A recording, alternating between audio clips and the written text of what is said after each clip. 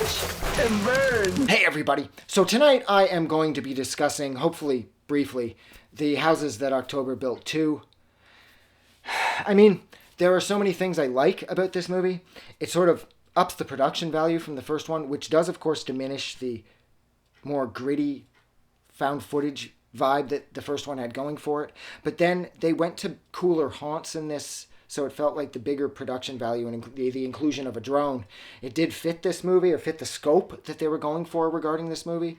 That zombie run walk thing they ended up on was absolutely amazing. That zombie eat off thing where the one guy almost made himself sick. That was awesome too. So I liked how this movie was bigger, and it felt like it was a much larger production. Like this was like going full opera. And it just felt like it was building towards something that was going to be just as unique as the first one. Except this time it just felt like they'd just had more money or whatever. And I liked how they had to pull Brandy back in, how she didn't want any part of it, and she was being called Coffin Girl, and how there really was no second movie where they were apparently going to be, they were sponsored or whatever, and they were going to make a bunch of money, but they weren't going to be able to do it without Brandy, because she's of course the chick, and without the chick, no one gives a fuck about guys. So you need the chick. And so she decides or agrees to come along, and they have to keep giving her more and more money and whatever. And I get that because, again, she was the most freaked out from what happened in the first one. And then they start hearing about this place called Hellbent, and it's this movie's Blue Skeleton. Blue Skeleton was the big bad from the first one. And if I'm not mistaken, the Blue Skeleton people are the Hellbent people. And so here we go again, and it's still kind of fun because what is Hellbent? Oh shit, well this time they're definitely going to die, right? There's no way they're going to live. I mean, they brought them back for the sequel to kill them all. And then that sort of convoluted and murky, clunky end in that really cool abandoned building where like the Hellbent Blue Skeleton people were trapping them again. But then it was just the guys were like setting Brandy, the girl, up, and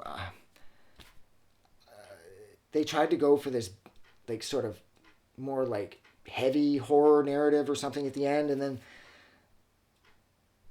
I don't know, it just felt like they were overreaching with the end, like, and they didn't grab whatever it was they were overreaching for.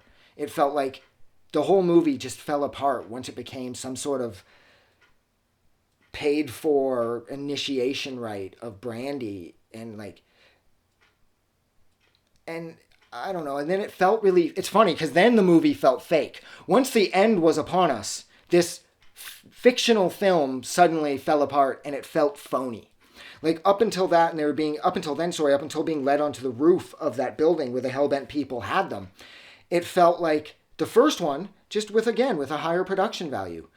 And I don't know, man. And the end was awful. And then I know why this was so panned by critics and fans alike. I loved it leading up to that, and then it just completely lost me in the end because I just felt like that was just dumb.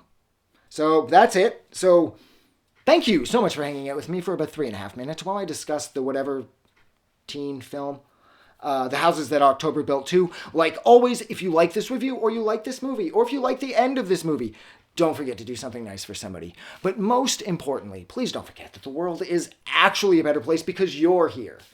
I'm getting out of here, and yeah, that's that. Have a good night, or morning, or whatever. Yeah.